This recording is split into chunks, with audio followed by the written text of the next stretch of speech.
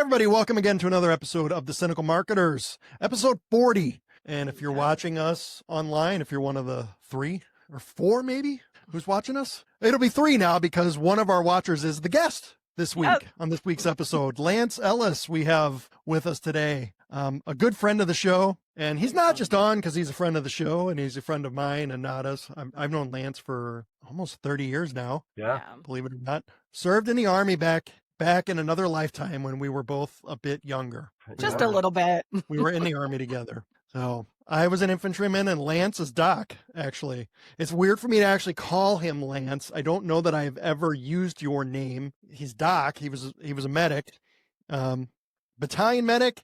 And I can't remember, did you go to Sinai? I did. Yeah, I was the platoon medic. I was a squad medic for your unit under Sergeant Day, right? Were you Sergeant Day was not squad? I was on cop.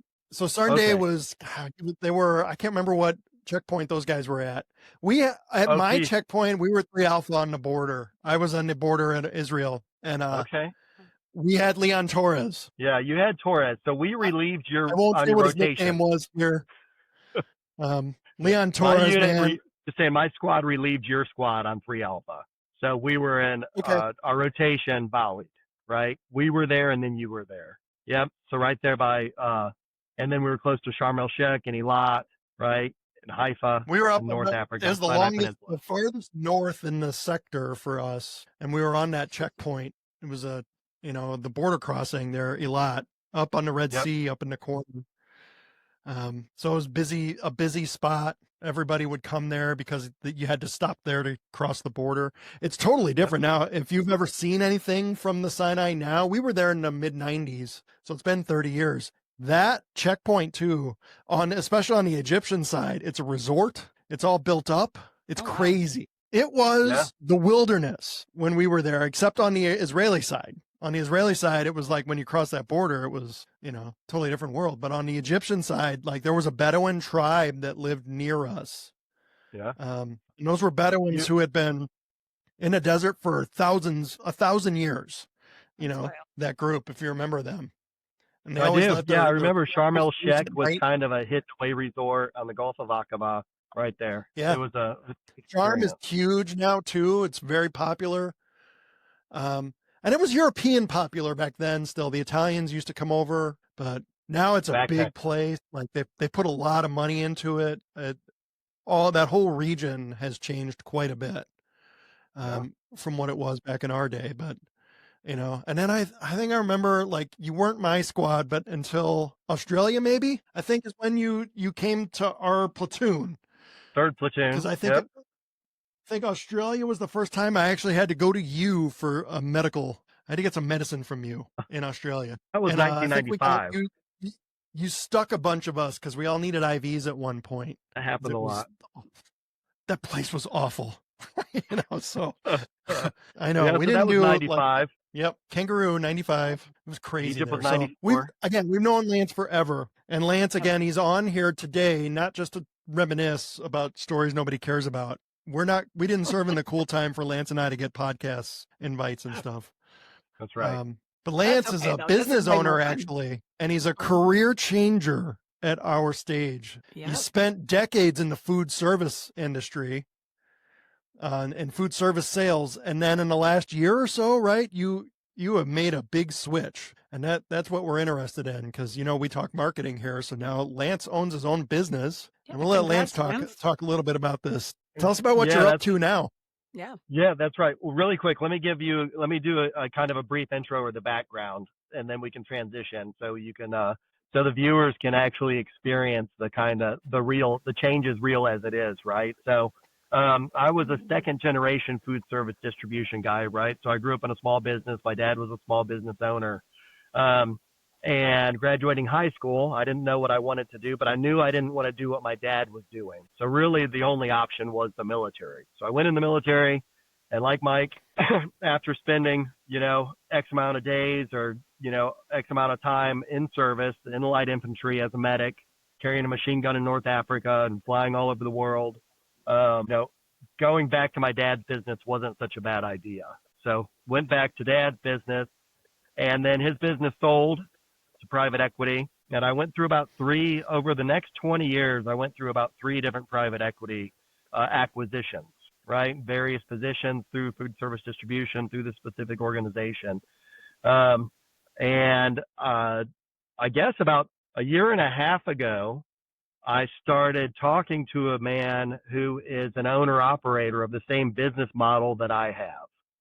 And he was kind enough to open his books for me and to kind of show me the business, right? As an owner operator, not a franchisee. He doesn't pay anyone else royalties. He created his own brand, did all of these really exciting things. And personally, it was hard for me to believe, Mike, that he was making the amount of that he had the sales that he had, right, and the profit that he had. Not just that he was making sales, but it was actually a functioning business and a viable business. So he did. He opened his books about a year and a half ago, and that got my wheels turning and thinking, you know what, I've already had a career. I'm 50 years old. I have enough working life left in me to do something else, right? I personally, you guys know through the private equity world, as you level up, there's specific skill sets that you need to be like a director of sales may not have the skill set to be a VP of sales, and they may not have the skill set to be a whatever the next one is, right? The C whatever O, the CMO, right? Because the organizations get bigger. By the time you become a $500 million organization, a lot of times those executive teams, those leadership teams that come in, they have their own people anyway, right? So the company I worked for, we kind of gotten to that level over those, 15 or 20 years. And I had an opportunity. This is a funny part too. So I go back to my wife and I say, look, Jen, we have this great opportunity here. Look what Brandon's doing. We'll call the guy that showed me his business in Michigan, Brandon.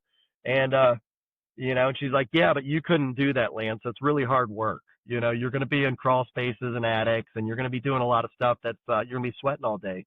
You've been in an office for years, right? So anyway, she's like, so the requirement is you got to go do this. Yeah.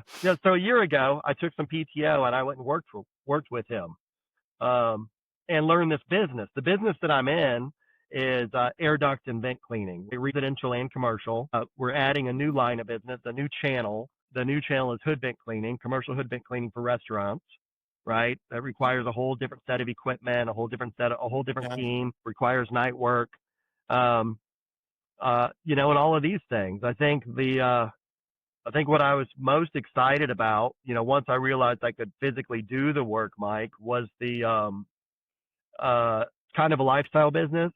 Originally a year and a half ago, I started doing it as kind of like my side hustle, and I think I was just fortunate enough for it to only take 12 months or so to get to the point that I saw this side hustle as a viable opportunity for a career change. That's kind of where I'm at now. So mid-May, I retired or resigned from my position in food service distribution and went full time into clean air duct and vent services down here in Georgia. That's amazing. Awesome. And it's so, that's the really hard thing. People talk about private equity and how awesome that would be, but man, Ooh, we've witnessed firsthand. That thing you said is they have their own guys. Yeah, they usually do. Yep. That's the hard thing. So what a big change. And, it is a big change going from sales to being in people's crawl spaces and stuff, right? Oh yeah.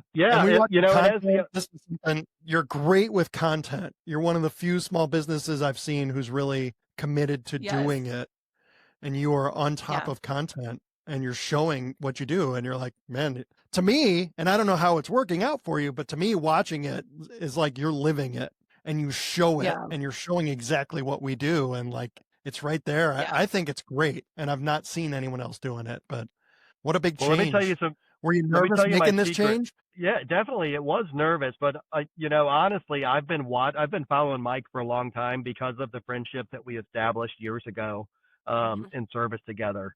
So I followed Mike on, I think you had like a sports podcast at one time, or I guess some things about sports relations, sports trivia, and some other things.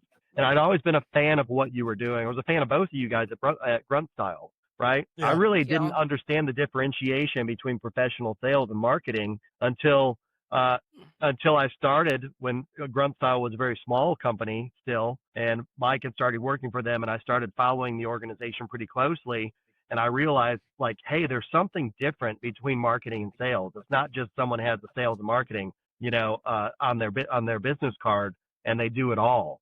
So following you at your other round 2 at marketing, the reels and stuff that you put together, I've been consuming that information for so long. So that shortcut my marketing thing, Mike. And I think one of them, you said, you know what, just be real. People just want to see you. Get used to talking to a screen. Don't worry about what's on your, on your face. Don't worry about how you look. People buy from people they like. So get in front of them and let them like you. So that was kind of, when I realized, hey, I got to start making these reels. I got to start putting this out in social media world, and seeing what happens, That's incredible. Great. I mean, you're doing such a great job. I know. You're doing a really great job. Like, it's as great Mike to said, see. you're So I hope consistent. and I know you've been pretty busy. And in fact, Yeah. You just told us getting on here that, and this is why everyone, Lance, he's not in studio or anything, because this busy entrepreneur is at a job site right now. If you're watching, because he booked another client, and we don't say no to money. Job booked. When we scheduled last week, this job wasn't booked. Monday was open. I reserved Monday for office work. And this was a 3-furnace house. It's going to pay $1,500. It's like, my labor on this job is going to be about $300. So my take home, and materials, I'll spend less than $200. My take home is going to be probably about $1,150. So I couldn't just say no. It's going to be 8 hours of work, So it's, so you guys were gracious enough to let me make this call from from my second office, the cab of this truck. Man, you take that money. So we're I also feel like this is real life. This is entrepreneurship at its core. It's you sitting in your work truck doing this, honoring your commitment that you made to us, but also at the same time having, be on the job site. It's, it's what you do when you're an entrepreneur. You're doing all the things, So that's super exciting for you, Lance. Love that. Something else I want to share with this is like, I grew up in a small business family. The owner-operator aspect of this it's not my background. My background isn't the blood, sweat, and tears. My background isn't HVAC. This was just an opportunity that was presented to me that I could see through my professional lens, right, through my business lens, that this was a good decision. If someone could do the hard work, this is a good decision. Now, I can't answer all of the questions from everyone that calls me that says, hey, my whatever is XYZ. So I said, how can I answer that question and still be the business owner, still be the marketer, and still be the sales professional that I want to be, that my background, my professional background is in marketing and sales and business management, managing men materials. The only way to do that was to be the guy in the truck. So I got 3 part-time guys. I got 2 W-2 employees, 2 full-time guys, and I have the certifications, right? I'm the ASCS certified technician. And I told myself, you know what, for the first year or 2 years, I'm going to be the guy.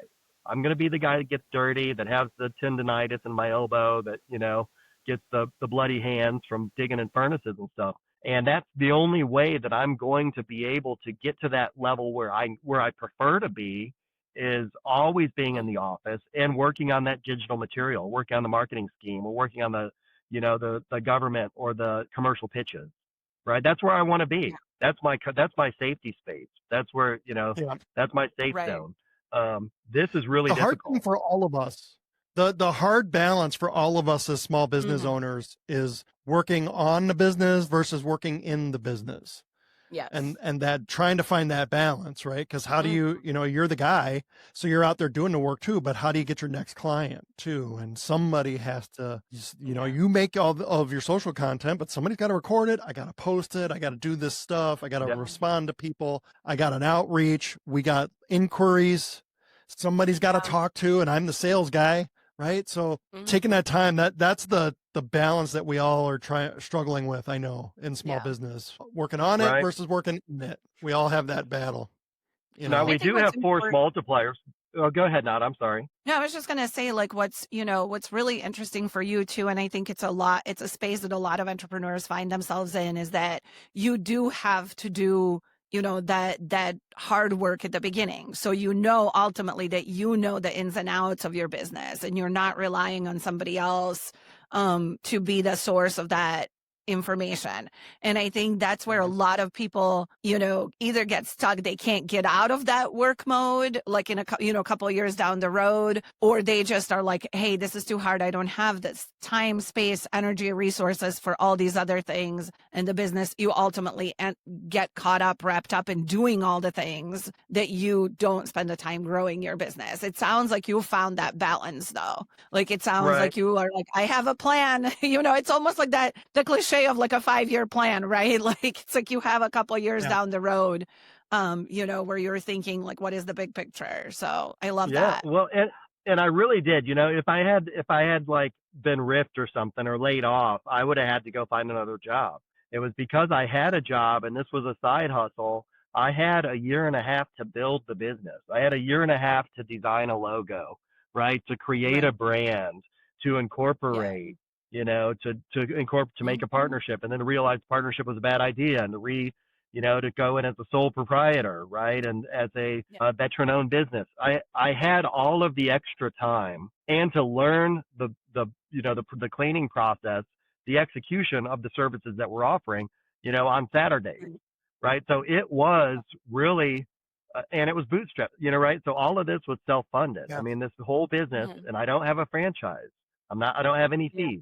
Everything was my capital. But because I had that year and a half or that 15 months to kind of do everything that needed to be done, with the last thing, being needing the W-2 employees, to bid on specific jobs, because you need to have the workers' comp insurance, right? Checking those last boxes, all in perfect timing, getting that final certification, and then being like, well, good, now I can do the business because I don't have to work on the business. I've been working on it for a year and a half while I still had income, right? Now, the company I was working for, they weren't getting shortcut, right? They were still getting their 80 hours a week out of me. Right. This was the extra. This was saying, hey, this could be a great side gig or a great hustle. And ultimately, the plan was, I'm going to get a couple of guys in a truck that can do this. But the business was complicated enough that I couldn't answer questions that I should be able to answer for your average residential customer calling in. So I was like, you know what, pivot. There's enough business for me to go out there and do it. And I need to be able to answer these questions.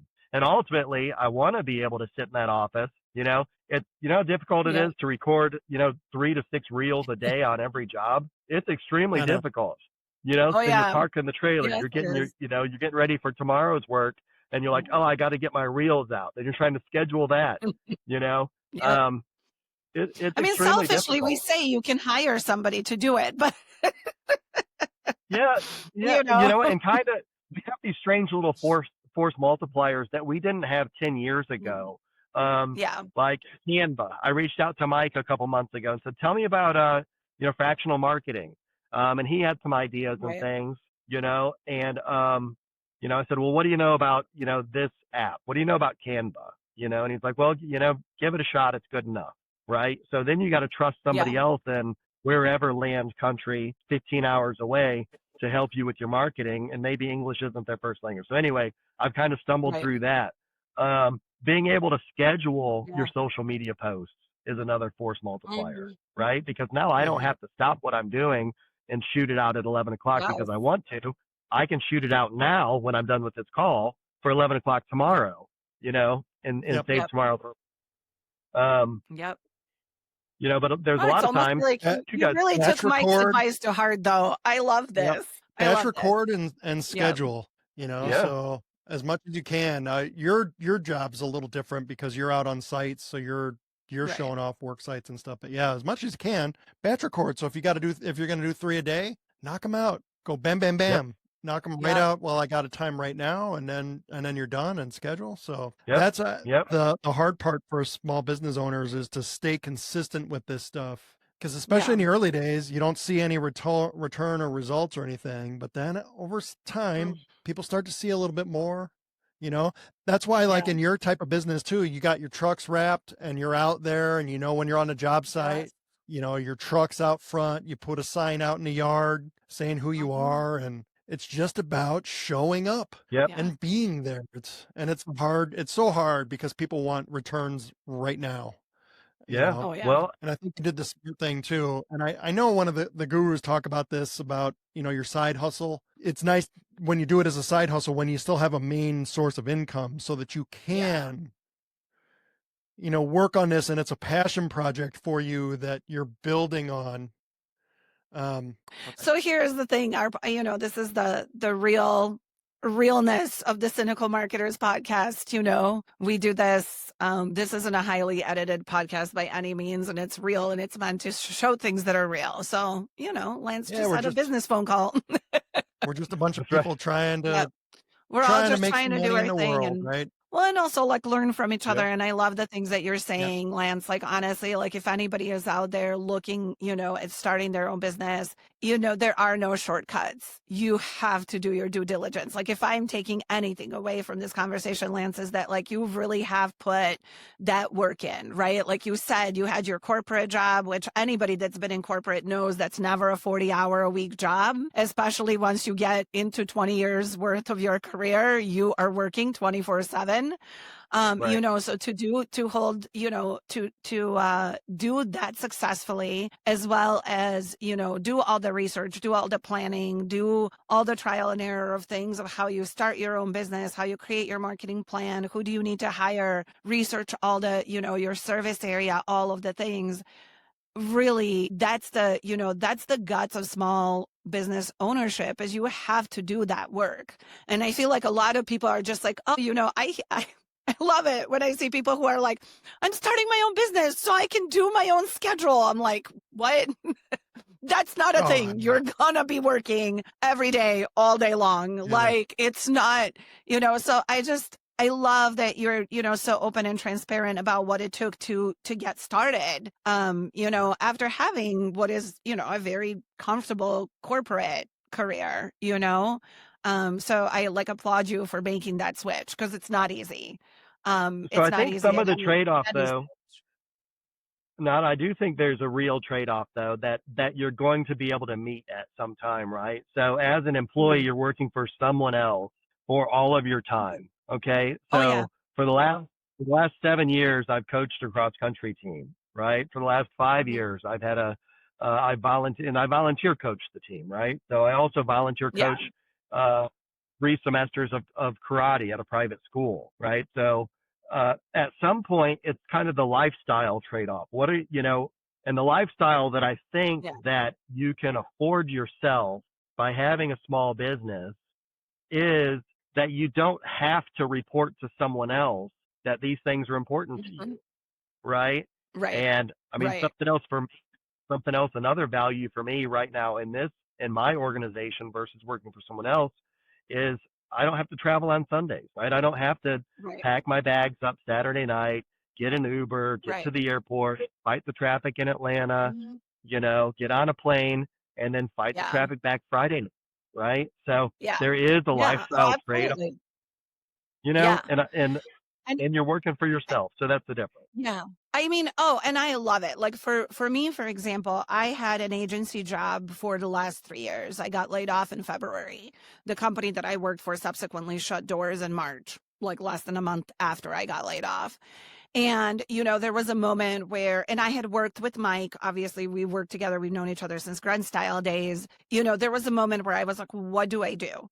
Because I've done the freelance and contracting in marketing, the marketing space for the last 25 years, for as long as I've been in marketing, and there were times where that's all I did. And there were times when that was the side hustle to a main job. And I just thought about, going back to corporate America. And I was like, no, if I'm going to put this work in, because marketing is relentless work. Like when I worked for this agency, it was easy, 11, 12-hour days, easy. And that was not even during like Black Friday, Cyber Monday. It was, like a marathon of 16-hour days. I really was like, that is not the life I want to go back to. And as a mom and as somebody who, wants, like you said, I have other things that I want to devote my time to and my family. I was like, this is it. And I talked to Mike and I was like, I'm going 100% in on this. This is what we're doing. And so like, I applaud you on that. There's definitely a trade-off that I think is worth it. But I like, I think one important thing that nobody talks about is that the first few years that it takes until your business really takes off and you really, work all the kinks through all the business, all the hangups that come up, all the hurdles that come up that you don't even know sometimes when you're getting started in something, I think that's the important part that nobody wants to talk about. Nobody wants to talk about that year and a half that of preparation before you were like, okay, now I feel confident to go in on this full time. Yeah, now I got a business. Love that. Now I'm not going to be transparency. distracted by that. Now, Right. don't get me wrong. I mean, I think there's one other thing that at least I have to be completely transparent about, and that is like I may or may not be done with corporate world forever, right? Right. There may be. Yeah. There are companies out there that could come to me and say, Lance, you know what? I want to know what you know about this, and how can you apply that to our business? And Right. and this side hustle may go right back to that. But now I have the knowledge and the experience to trust other technicians and other professionals with my business that I'll Right. be able to manage it at arm's length. So it's not, Lance at 52 started his own business and for the next 20 years, did this thing. That may be the case, but I would hate to misrepresent myself and find myself in a sweet gig a year from now back in food service distribution, right? Yeah. So it's you know what I'm saying? Does that make sense? Like you guys would probably go back absolutely. and merchandising and those things because it's kind of cool, right? It's got to be the right fit. Yeah. Probably not a $500 million business for me. Probably back to the $10 or $12 million business where I was really good at, right? And that's the thing though, that, still that the aspect of small business ownership allows you that flexibility, that you could maybe even step away for a little bit, do a contract role. You don't have to go full time. Like, I just love, that it does afford, some freedom and some flexibility and being able to pick and choose some new things you want to work on, And so I think that's how Mike and I look at our stuff as well. Like there's a lot of, we work with a lot of cool small businesses, now, and it's just been, we are at the point though where we are like, okay, like now we're learning from even the clients that we have and like things that we want to do going forward and kind of how we pivot our business and where do we want to, what do we want to do with our agency and with the podcast and all the things. So I feel like it's always ever evolving. And so like you said, just always be open to those opportunities. I love that, Yeah. It seems like you're doing it right, Lance. We're proud of you. And I would say, Well, like, it's a lot Lance, of if you're fun. listening at this juncture of the podcast, but you're here. We kind of shout you out at every podcast. I hope you notice that. I do notice it, and I appreciate it. It's kind of, it's good. And It's for all everybody good. else, I really Lance like is what you guys are real. doing. That's Thank right. you. I'm a real person. So I really like what y'all are doing. And I don't know how many agencies there are. I'm sure I can talk to Chat GPT or whoever and get all the answers in the world that I need. Right.